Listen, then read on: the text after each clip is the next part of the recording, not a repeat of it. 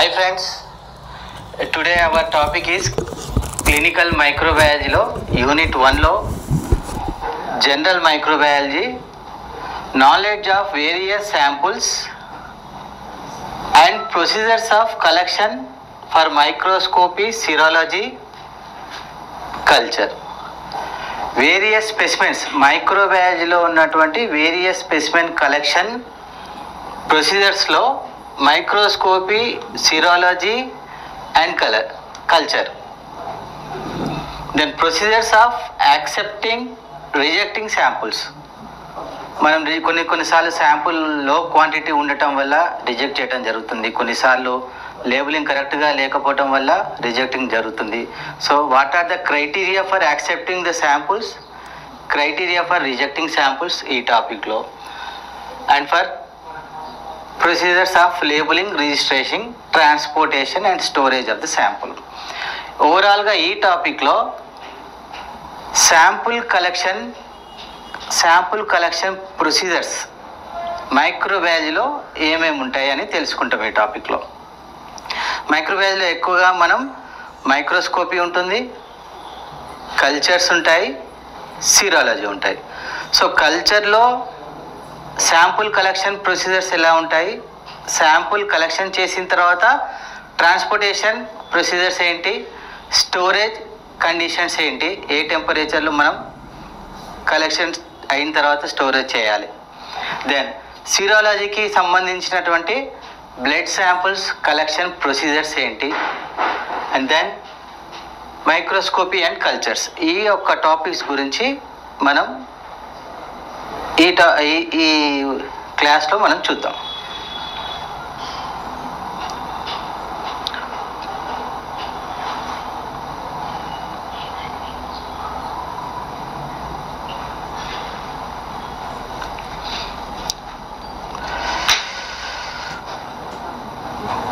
What is sample collection? Sample collection microbiology, clinical మైక్రోబయాలజీలో sample collection మనం ఏదైనా సరే డయాగ్నాసిస్ చేయడానికి, వ్యాధి నిర్ధారణ చేయడానికి క్లినిషియన్ డాక్టర్ గారు మనకు టెస్ట్లు ఇన్వెస్టిగేట్ చేయమని చెప్పినప్పుడు సంబంధిత టెస్ట్కి బ్లడ్ శాంపుల్ కానివ్వండి, యూరిన్ శాంపుల్ కానివ్వండి, కల్చర్కి సంబంధించినటువంటి other samples, different types of the samples, ఇవన్నీ కూడా కలెక్షన్ ప్రొసీజర్స్.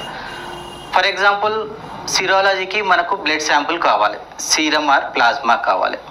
సో వాటికి కావాల్సినటువంటి వాక్యుటైనర్స్ మనం శాంపుల్ కలెక్షన్కి ఎంత తీసుకుంటాం? ఎప్పుడైనా సరే ఏ శాంపుల్ అయినా, బ్లడ్ శాంపుల్ అయినా, స్పూటన్ శాంపుల్ అయినా, ఫీసిస్ అయినా, అండ్ దెన్ అదర్ కల్చర్కి రిక్వైర్మెంట్ వచ్చేటటువంటి పస్ శాంపుల్స్ అయినా, అదర్ బాడీ ఫ్లూయిడ్స్, ఏ శాంపుల్ అయినా కూడా మనకు కొంచెం అంత క్వాంటిటీ ఇస్తారు, ఏ లిటిల్ క్వాంటిటీ. బ్లడ్ అయితే 2 to 3 ml ఉంటుంది, స్పూటం అయితే 5 ml ఉంటుంది, then other body fluids at least 2 to 5 ml ఉంటాయి, యూరిన్ ఉంటుంది 5 to 8 ml, 10 ml ఒక్కొక్కసారి.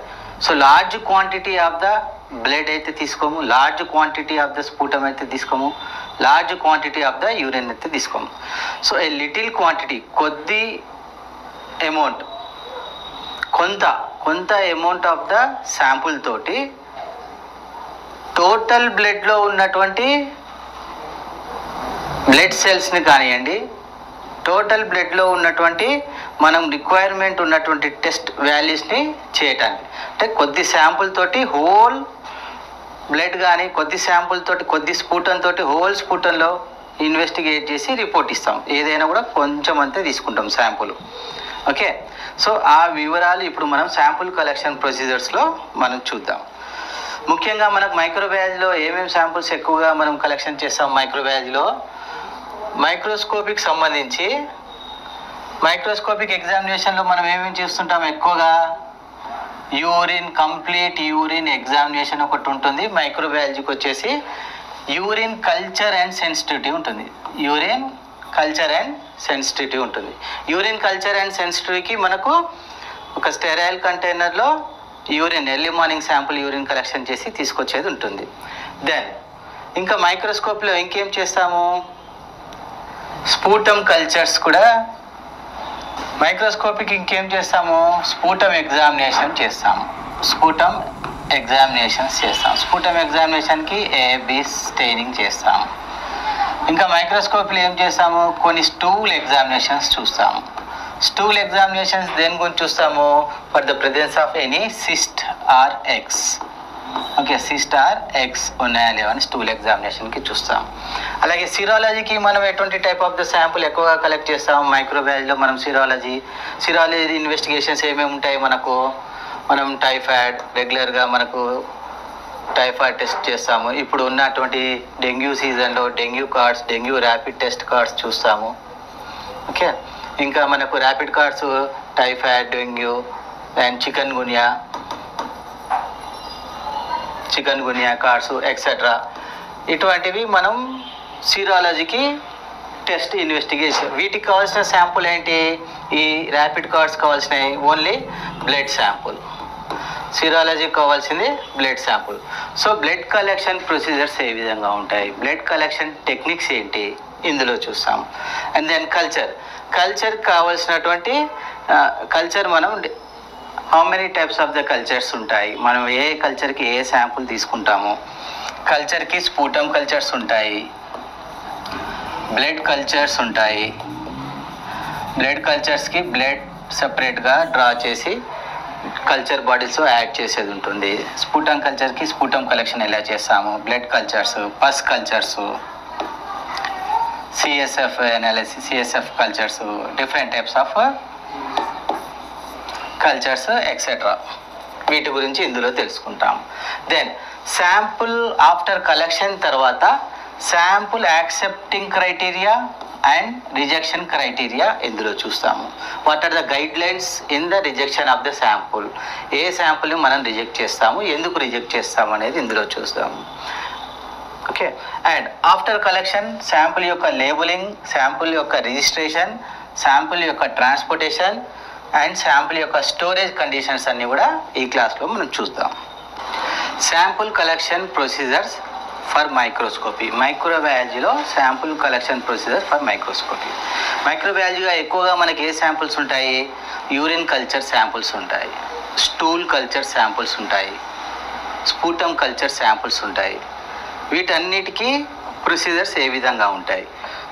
సో మైక్రోస్కోపీగా అంటే మనం ఆ కల్చర్ చేసిన తర్వాత, యూరిన్ కల్చర్ చేసిన తర్వాత మైక్రోస్కోప్లో ఏ టైప్ ఆఫ్ బ్యాక్టీరియా ఉంది అని చెప్పడానికి మనం మైక్రోస్కోప్ చూస్తాం. So actually before going in to the subject, microscope ప్రతి ఒక్క ల్యాబ్ టెక్నీషియన్ మీ అందరికీ ప్రతిరోజు మీ చేతుల్లో మీరు ప్రతినిత్యం వితౌట్ మైక్రోస్కోప్ మనం ల్యాబ్లో ఎటువంటి టెస్ట్ చేయం.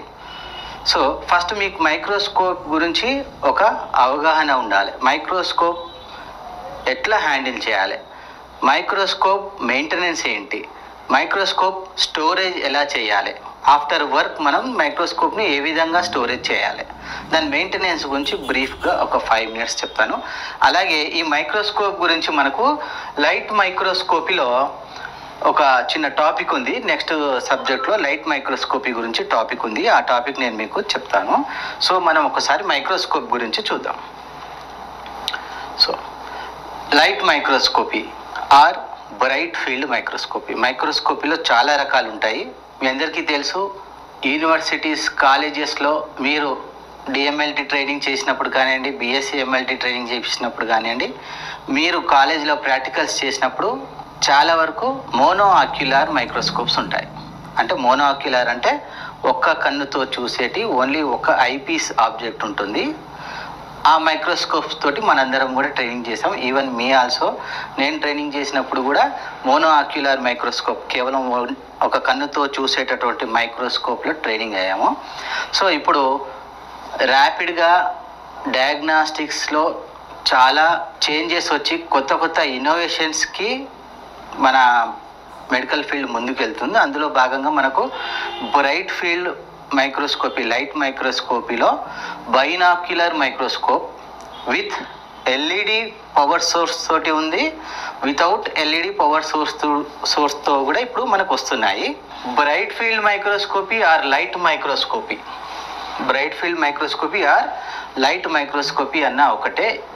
దీంట్లో ఏంటంటే ముఖ్యంగా బైనాక్యులర్ అంటే బైనాక్యులర్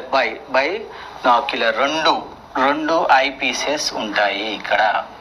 బైనాక్యులర్ మోనోఆక్యులర్కి ఓన్లీ 1 సింగిల్ ఐ పీస్ ఉంటుంది. బైనాక్యులర్కి 2 ఐ పీసెస్ ఉంటాయి. ఇదొక ఐ పీస్, ఇదొక ఐ పీస్. సో మైక్రోస్కోప్లో ఈ పై పార్ట్ వచ్చేసి ఐ పీసెస్ లెన్సెస్ అంటాం. ఇదొక ఐ పీసు, ఇదొక ఐ పీసు. ఈ ఐ పీసెస్ మనకు 10x ఉండొచ్చు, 15x ఉంటుంది, ఇందులో 5x కూడా ఉంటాయి. బ్రైట్ ఫీల్డ్ మైక్రోస్కోపీలో 3 లెన్సెస్ అవైలబిలిటీ ఉంటాయి. మనకు చూసే ఆబ్జెక్ట్ని బట్టి we can change these lenses. Then ఇది వచ్చేసి ఆర్మ్. మైక్రోస్కోప్ హ్యాండిల్ చేయటానికి మైక్రోస్కోప్ని మనం ఒక ప్లేస్ నుంచి ఇంకొక ప్లేస్కి చేంజ్ చేసేటప్పుడు ఈ ఆర్మ్ని హ్యాండిల్ చేస్తూ ఇంకొక హ్యాండ్ని బాటంలో ప్లేస్ చేస్తూ మూవ్ చేస్తే మైక్రోస్కోప్ సేఫ్గా మూవ్ అవుతుంది. This is called arm. మైక్రోస్కోప్లో ఆర్మ్ కింద 2 టైప్స్ ఆఫ్ అడ్జస్ట్మెంట్స్ ఉంటాయి. ఒకటే నాబ్కి 2 అడ్జస్ట్మెంట్స్ ఉంటాయి. బ్యాక్ సైడ్ ఉన్న అడ్జస్ట్మెంట్ వచ్చేసి కోర్స్ అడ్జస్ట్మెంట్ అంటాము. కోర్స్ అడ్జస్ట్మెంట్ అంటే స్టేజ్తో పాటు మనం పెట్టినటువంటి మైక్రోస్కోపిక్ స్లైడ్స్ లెన్స్కి ఏదైతే ఆయిల్ ఇమ్మర్షన్ లెన్స్ కానివ్వండి లేదా low power field or high power ఫీల్డ్కి మధ్యలో అనుసంధానం చేయడానికి ఈ కోర్స్ అడ్జస్ట్మెంట్ ఉంటుంది. అలాగే ఫైన్ అడ్జస్ట్మెంట్, ఫైన్ ఫోకస్ అంటే ఒకసారి మనకు కోర్స్ అడ్జస్ట్మెంట్ అయిన తర్వాత ఆబ్జెక్ట్ని మైక్రోస్కోపిక్ ఫీల్డ్లో ఆబ్జెక్ట్ని క్లారిటీగా చూసుకోవటానికి ఈ ఫైన్ అడ్జస్ట్మెంట్ ఉపయోగపడుతుంది. ఏదైతే కోర్స్ అడ్జస్ట్మెంట్కు ఉన్నటువంటి నాబ్కే ముందు భాగంలో ఒక చిన్న రొటేటరీ నాబ్ ఉంటుంది, అది ఫైన్ ఫోకస్. అండ్ దెన్ ఈ కింద కనిపించేటటువంటి ఈ అడుగు భాగం మొత్తం కూడా స్టేజ్ అంటాం దీన్ని. బేస్, ఈ అడుగు భాగం అంతా కూడా బేస్. ఇక ఇక్కడ 2 నాబ్స్ ఉన్నాయి. ఈ 2 నాబ్స్ వచ్చేసి ఏదైతే మనం ఫైన్ అడ్జస్ట్మెంట్ కోర్స్ అడ్జస్ట్మెంట్ చేసుకున్న తర్వాత ఆబ్జెక్ట్ని ఈ స్టేజ్ టోటల్ ఏదైతే ఈ ప్లాట్ఫామ్ ఉంటుందో మనం మైక్రోస్కోపిక్ స్లైడ్ పెట్టినటువంటి ప్లాట్ఫామ్ ఉంటుంది కదా, ఈ మైక్రోస్కోపిక్ స్లైడ్ని లెఫ్ట్ సైడ్కి రైట్ సైడ్కి మూవ్ చేయడానికి ఈ స్టేజ్ కంట్రోల్స్ అనేది ఉపయోగపడుతుంది. ఈ stage controls up and down చేయొచ్చు, లెఫ్ట్ అండ్ రైట్ చేయొచ్చు. ఈ 2 స్టేజ్ కంట్రోల్స్ ఒకటే నాబ్కి ఉంటాయి. అండ్ దెన్ ఇక్కడ ఈ కింది భాగంలో మీకు కనిపించేటటువంటి భాగం దీన్ని కండెన్సర్ అంటారు. ఈ కండెన్సర్ లైట్ సోర్స్ని మనం ఆబ్జెక్ట్ ఇమేజ్ క్లారిటీని బట్టి దాన్ని కిందికి కానీ పైకి కానీ చేంజ్ చేసుకోవచ్చు. ఇక ఇక్కడ స్లైడ్ పెట్టడానికి 2 క్లిప్స్ ఉంటాయి. ఇవి స్టేజ్ విత్ క్లిప్స్ అంటాం. అండ్ దెన్ 1, 2, 3 and 4 లెన్సెస్ ఉంటాయి. దాన్ని ఆబ్జెక్టివ్ లెన్సెస్ అంటారు. 4 లెన్స్ వచ్చేసి 10x, 20x, 40x and 100x. ఈ పార్ట్ వచ్చేసి ఏదైతే ఆర్మ్ కింద ఈ లెన్స్ అటాచ్ అయి ఉన్న పార్ట్ ఉంటుంది కదా, ఈ 4 లెన్స్ కూడా దీన్ని నోస్ పీస్ అంటారు. ఈ నోస్ పీస్కి మనం ఈ లెన్స్ని ఇండివిజువల్గా విడదీసి మళ్ళీ వాటిని క్లీన్ చేసుకొని మళ్ళీ దానికి బిగించవచ్చు. దీన్ని నోస్ పీస్ అంటారు. మనకు లో పవర్ ఫీల్డ్ కానివ్వండి, హై పవర్ ఫీల్డ్ కానీ చేంజ్ చేసుకోవాలన్నప్పుడు ఈ నోస్ పీస్ని రొటేట్ చేయటం ద్వారా మనకు 10 ఏదైతే 40x, 20x లో పవర్ హై పవర్ ఫీల్డ్కి చేంజ్ చేసుకోవాలన్నప్పుడు లేదా ఆయిల్ ఇమ్మర్షన్ ఫీల్డ్కి 100x ఆయిల్ ఇమ్మర్షన్ ఫీల్డ్కి చేంజ్ చేసుకోవాలన్నప్పుడు ఏదైతే ఈ నోస్ పీస్ ఉంటుందో దాన్ని రొటేట్ చేయడం ద్వారా మనకు కావాల్సిన లెన్స్ ప్లేస్కి వచ్చేస్తుంది. సో దీని మ్యాగ్నిఫికేషన్ వచ్చేసి ఒకవేళ మనం ఈ ఐపీసెస్కి 10x లెన్సెస్ యూజ్ చేసి ఇక్కడ oil immersion lens 100x use చేసామనుకోండి, దాని మ్యాగ్నిఫికేషన్ వచ్చేసి 100 × 10 = 1000 మ్యాగ్నిఫికేషన్ వస్తుంది. 1000 మ్యాగ్నిఫికేషన్ అంటే ఒక 100x ఆయిల్ ఇమర్షన్లో మనం ఒక ఆబ్జెక్ట్ ఒక మైక్రోస్కోపిక్ స్లైడ్ మీద ఒక చిన్న పులి స్టాప్ మాదిరిగా ఉన్నటువంటి ఆబ్జెక్ట్ని ఈ మ్యాగ్నిఫికేషన్లో మనం మైక్రోస్కోప్లో వ్యూ చేసినప్పుడు ఈ డాట్ని 1000 రెట్లు ఎక్కువగా చేసి చూపిస్తుంది. 1000 times మ్యాగ్నిఫికేషన్ చేసి ఎక్కువగా చేసి చూపిస్తుంది. That is called magnification. అలాగే ఒకవేళ మనం ఈ 10x ఉన్నప్పుడు high power field 40x use చేసుకున్నాం అనుకోండి, 10 × 40 అప్పుడు 400x మ్యాగ్నిఫికేషన్ అవుతుంది. ఓకే, ఎక్కువగా మనం ZN స్టెయిన్స్ కానివ్వండి, గ్రామ్ స్టెయిన్స్ కానివ్వండి, వీటన్నిటికి కూడా మనం కల్చర్ ఐడెంటిఫికేషన్ చేసే వాటికి ఆయిల్ ఇమర్షన్ ఫీల్డ్ యూజ్ చేస్తాము.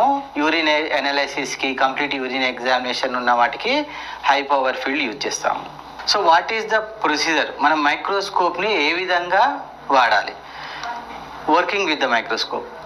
Switch on the light, adjust the mirror if electric light source is not available. Working with the microscope అంటే మనం మైక్రోస్కోప్ని ఏ విధంగా యూజ్ చేయాలి? మనం ఇప్పుడు ఉన్నటువంటి అన్ని మైక్రోస్కోప్కి లైట్ సోర్స్ అవైలబిలిటీ ఉంది. ఒకవేళ మనం వర్క్ చేసేటప్పుడు ఎప్పుడైనా సరే ఒక పవర్ ఫెయిల్యూస్ జరిగినప్పుడు, లైట్ సోర్స్ అవైలబుల్ లేనప్పుడు మిర్రర్ని అడ్జస్ట్మెంట్ చేసుకోవాలి. సన్లైట్కి మిర్రర్ని అడ్జస్ట్ చేసుకోవాలి. And place the slide on the stage. మన యొక్క మైక్రోస్కోపిక్ స్లైడ్ని స్టేజ్ మీద అడ్జస్ట్మెంట్ చేయాలి. Then raise the condenser as high as possible. Focus with 40x lens by turning the coarse focusing knob. After placing the slide on the microscope, coarse adjustment ద్వారా మనం microscope ఫీల్డ్ని adjustment చేసుకోవాలి. And then adjust the distance between the eyepieces until the both right and left images become one. అంటే మనం binocular మైక్రోస్కోప్లో 2 eyepieces ఉంటాయి. ఈ 2 I పీసెస్లో మనం అందరిది eye sight and I length ఒక విధంగా ఉండదు. కొందరికి కాస్త వెడల్పు ఉన్నటువంటి ముఖ ఛాయస్సు ఉంటుంది, కొందరు కోలముఖం ఉన్న వాళ్ళు ఉంటారు. సో అదైతే మనం చూసేటటువంటి ఐ పీసెస్ అడ్జస్ట్మెంట్ కరెక్ట్గా ఉండదు. సో మన యొక్క ఐస్కి కరెక్ట్గా అడ్జస్ట్మెంట్ అయ్యేటట్లు ఆ ఐ పీసెస్ని ముందుకు అనాలి లేదా వెనక్కి అనాలి. మన ఐస్ సెట్ అయ్యేంత వరకు కూడా దాన్ని అడ్జస్ట్మెంట్ చేసుకోవాలి. చేసుకున్న తర్వాత ఆ ఇమేజెస్ ఏదైతే మనం కోర్స్ అడ్జస్ట్మెంట్ చేసినప్పుడు ఇమేజ్ ఫోకస్ అవుతుంది కదా, క్లియర్ ఇమేజ్ ఫోకస్ అయ్యేంత వరకు కోర్స్ అడ్జస్ట్మెంట్ని అప్రైట్ పొజిషన్లో చేసుకోవాలి. ఒకసారి మనకు ఇమేజ్ అడ్జస్ట్మెంట్ అయిన తర్వాత ఫైన్ అడ్జస్ట్మెంట్ తోటి క్లియర్ ఇమేజ్ వచ్చేంత వరకు నాబ్ని మీరు front or back side push చేస్తే అప్పుడు క్లియర్ ఇమేజ్ వస్తుంది.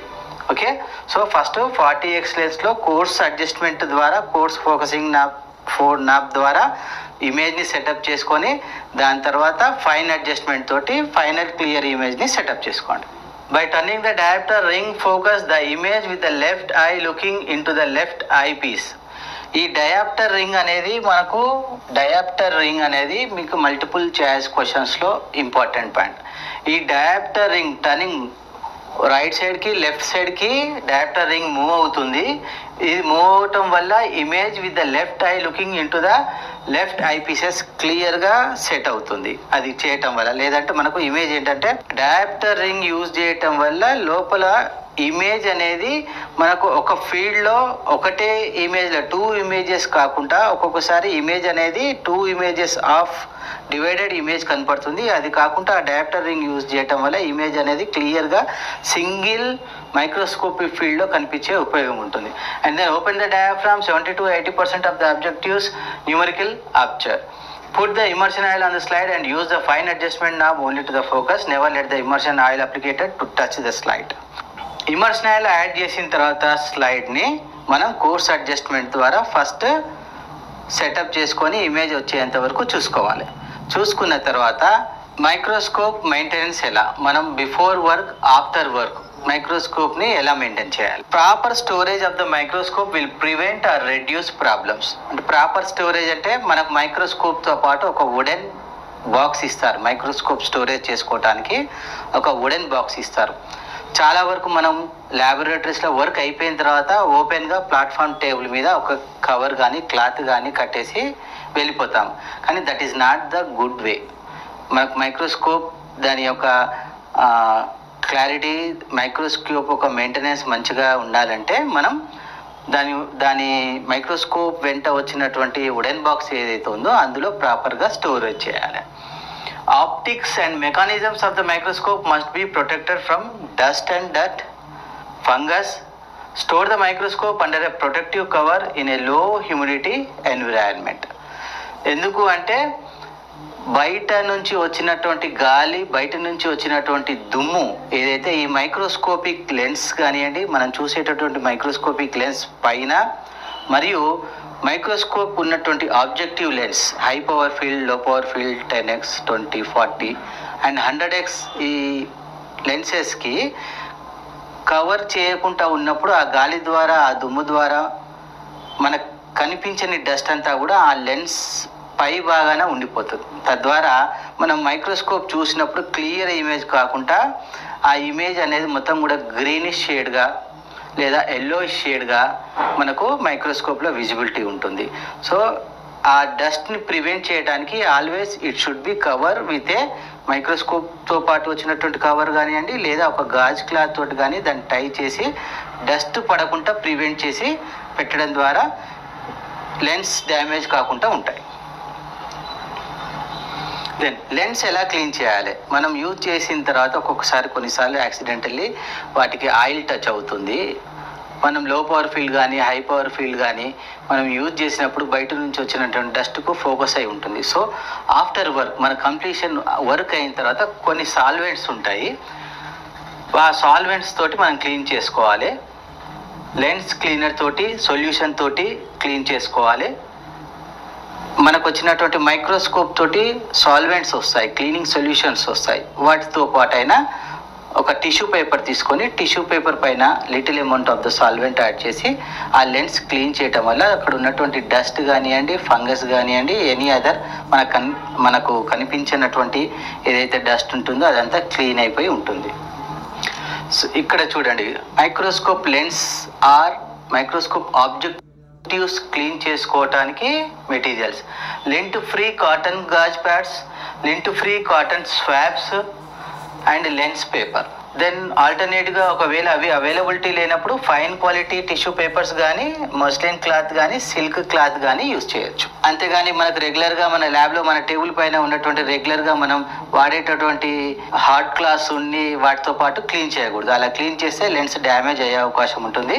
So always use lint free cotton glass or cotton swabs or lens paper. ఏమేమి మనం క్లీన్ చేస్తాం? Cleaning of the eyepiece, cleaning of the objectives, cleaning the microscope stage. Platform మీద మనం microscope platform మీద మనం slide పెట్టినప్పుడు స్లైడ్కు ఉన్నటువంటి స్టెయిన్స్ కానివ్వండి, స్లైడ్కు ఉన్నటువంటి ఆయిల్ కానివ్వండి, ఆ ప్లాట్ఫామ్ స్టేజ్ మీద అంతా కూడా అంటుకునే అవకాశం ఉంటుంది. సో మనం ఒక ప్లాట్ఫామ్ స్టేజ్ కూడా క్లీన్ చేసుకోవాలి. అండ్ మైక్రోస్కోప్ యొక్క బాడీ మొత్తం కూడా క్లీన్ చేసుకొని అలాగే కండెన్సర్ కూడా క్లీన్ చేసుకోవాలి. సో ఇక్కడ ఎలా క్లీనింగ్ చేయాలి? డైరెక్ట్గా కాటన్ పెట్టి హార్డ్ సర్ఫేస్గా చేయకూడదు. కాటన్ని ఒక స్టిక్కి ఇలా మన బర్డ్స్ ఉంటాయిగా, మనం ఇయర్ బర్డ్స్ ఉంటాయి, ఆ మాదిరిగా ఇయర్ బర్డ్స్ లాగా కాటన్ని రొటేట్ చేసి ఆ సాల్వెంట్లో డిప్ చేసి పైన ఇలా జెంట్లీగా ఒక యూనిఫామ్ రొటేషన్గా దాన్ని చేయటం ద్వారా లెన్స్ క్లీన్ అవుతాయి. ఒకవేళ ఆ సాల్వెంట్ లేకుంటే మనం ఒక లెన్స్ పేపర్ తోటి క్లీన్ చేయాలి. ఈ విధంగా లెన్స్ పేపర్ తోటి క్లీన్ చేయాలి. Then objectives. ఐపీస్ ఎలా క్లీనింగ్ చేసే పద్ధతి చూసాము. ఇప్పుడు ఆబ్జెక్టివ్స్ ఏంటంటే lens paper with a cleaning solution. Gently wipe the objective in a circular motion from inside and out and wipe the dry tissue of the lens cleaning paper. Objectives should never be removed from the nose piece. మీకు nose piece చెప్పానుగా, nose పీస్కి మనకు ఉన్నటువంటి objective lens అన్నీ కూడా మనం దానికి బిగించవచ్చు. ఎప్పుడైతే మనకు మ్యానుఫ్యాక్చర్ నుంచి వచ్చినప్పుడు మైక్రోస్కోప్ ఇన్స్టాల్ చేస్తారు కదా, మళ్ళీ సర్వీసింగ్ ఉన్నప్పుడు మాత్రమే వాటిని రిమూవ్ చేయాలి. ఎప్పుడు పడితే అప్పుడు వాటిని రిమూవ్ చేయకూడదు. ఎందుకంటే అట్లా రిమూవ్ చేయటం వల్ల ఆ నోస్ పీస్లోనికి డస్ట్ వెళ్ళి మనం తర్వాత ఆబ్జెక్టివ్ లెన్స్ ఫిట్ చేసి ఇమేజ్ చూసినప్పుడు లోపల ఉన్నటువంటి డస్ట్ మొత్తం కూడా ఆ ఫీల్డ్లో కనిపించే అవకాశం ఉంటుంది. అందుకని నెవర్ ఆ నోస్ పీస్కి ఉన్నటువంటి లెన్స్ ఎప్పుడు కూడా రిమూవ్ చేయకూడదు. ఇక ఆబ్జెక్టివ్స్ వచ్చి క్లీన్ చేయాలంటే ఆబ్జెక్టివ్స్ అన్ని ఎప్పుడు కూడా రొటేటరీ మోషన్లో క్లీన్ చేయాలి, రబ్ చేయకూడదు.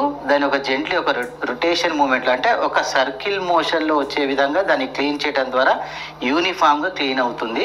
రబ్ చేయటం వల్ల ఏమవుతుందంటే ఏదైతే ఆయిల్ కానివ్వండి ఎనీ అదర్ స్టెయినింగ్ మెటీరియల్స్ ఆ లెన్స్కి అంటుకున్నప్పుడు రబ్బింగ్ ద్వారా దానికి స్టిక్ ఆన్ అయిపోయి నెక్స్ట్ స్లైడ్ మనం చూసినప్పుడు మనకి ఇమేజ్ క్లియర్గా ఉండకపోవచ్చు, లేదా ఒకవేళ ఇమేజ్ క్లియర్గా ఉన్నా దానికి ఉన్నటువంటి చిన్న చిన్న పార్టికల్స్ని మనం కొన్ని ఫాల్స్ రిజల్ట్స్ ఇవ్వడానికి ఆస్కారం ఉంటుంది. అందుకని gently clean in a rotate clockwise రొటేషన్లో క్లీన్ చేసి దాన్ని క్లీన్ చేసి పెట్టుకోవాలి. సో కొన్నిసార్లు మనకు మైక్రోస్కోపిక్ ఫోకసింగ్ చేసిన తర్వాత ఇమేజ్ క్వాలిటీ చాలా పూర్గా ఉంటుంది, క్లారిటీ ఇమేజ్ ఉండదు మనకు. అటువంటప్పుడు ఆబ్జెక్టివ్స్ అండ్ లెన్స్ రెండు కూడా సైమల్టేనియస్లీ ఉన్నటువంటి సొల్యూషన్తో కానివ్వండి, క్లీనింగ్ సొల్యూషన్, లేదా ఒక క్లీన్ అండ్ స్టెరైల్ లెన్స్ పేపర్తో క్లీన్ చేసుకోవటం ద్వారా క్లియర్ ఇమేజ్ వస్తుంది.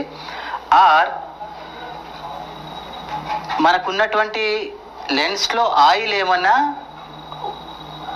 అందులో స్టోర్ అయి ఉందా లేదా అనేది కూడా చెక్ చేయాలి. ఒక్కొక్కసారి మనం ఆయిల్ ఎక్కువగా ఇమర్షన్ ఆయిల్ యూజ్ చేసినప్పుడు ఆయిల్ అనేది ఆ లెన్స్లోనికి వెళ్ళే అవకాశం ఉంటుంది. అది చెక్ చేసుకొని మళ్ళీ క్లీన్ చేసుకోవాలి. అలాగే మన ఎప్పుడైతే స్టెయినింగ్ చేసిన తర్వాత డ్రై అయిపోయిన తర్వాతనే ఆయిల్ యాడ్ చేసి మైక్రోస్కోప్ మీద స్లైడ్ అబ్జర్వ్ చేయాలి. వెట్ స్లైడ్స్, వెట్ మౌంట్స్ కానీ మనం 100x ఆయిల్ ఇమర్షన్లో పెట్టినప్పుడు ఆ వెట్ మెటీరియల్ అంతా కూడా లెన్స్కి టచ్ అయ్యి లెన్స్లో మనకు ఇమేజ్ క్లారిటీ లేకుండా ఉండే అవకాశం ఉంటుంది. So dry smears after dry అయిన తర్వాతనే ఆయిల్ యాడ్ చేసి చూడటం వల్ల బెటర్ ఇమేజ్ క్వాలిటీ ఉంటుంది. కొన్నిసార్లు మనకు పవర్ అన్ఈవెన్ ఇల్యూమినేషన్ అంటే లైట్ సోర్స్ క్లియర్గా లేకపోవటం వల్ల క్లారిటీ కనిపించదు. అప్పుడు 2 టైప్స్ ఆఫ్ ప్రాబ్లమ్స్ ఉంటాయి. ఒకటి ఇల్యూమినేషన్ ప్రోడక్ట్, ఏదైతే లైట్ సోర్స్ ఇచ్చే ఇల్యూమినేషన్ ప్రోడక్ట్ ఉంటుందిగా అక్కడ లైట్ సోర్సు మనకు లో రేంజ్ నుంచి హై రేంజ్కి మూవ్మెంట్ చేసుకోవడానికి నాబ్ ఉంటుంది, దాన్ని హై రేంజ్లో ఉండేటట్లు చూసుకోండి. రెండవది కండెన్సర్ అప్రైట్గా ఉండాలి, కండెన్సర్ చాలా కిందికి ఉన్నా కూడా లైట్ ఫోర్స్ అనేది ఎక్కువగా రాదు. మూడవది నోస్ పీస్ కూడా కరెక్ట్ పొజిషన్లో, ఇప్పుడు మనం నోస్ పీస్ రొటేట్ చేసినప్పుడు 40x నుంచి 100x మనం రొటేట్ చేసినప్పుడు ఒక చిన్న సౌండ్ వస్తుంది, మనకు దాంట్లో సెట్ అయినట్లు ఒక చిన్న సౌండ్ వస్తుంది. కరెక్ట్గా ఆ నోస్ పీస్ కరెక్ట్ లెవెల్లో కూర్చున్నప్పుడు ఒక చిన్న సౌండ్ వస్తుంది, అది ఇండికేషన్ కరెక్ట్గా కూర్చున్నట్లు. ఒకవేళ ఆ నోస్ పీస్ కనుక కరెక్ట్గా సెట్ కాకపోతే మాత్రం ఇమేజ్ క్లారిటీ ఉండదు. And last one and the important one, ఏదైతే డయాఫ్రమ్ కింద మనం ఫిల్టర్స్ పెట్టేది ఒకటి ఉంటుందండి రేంజ్, అది క్లోజ్ చేయొచ్చు కూడా ఒక్కొక్కసారి. సో ఆ ఫిల్టర్స్ కూడా క్లోజ్డ్ ఉన్నదా లేదా అనేది చూసుకోవాలి.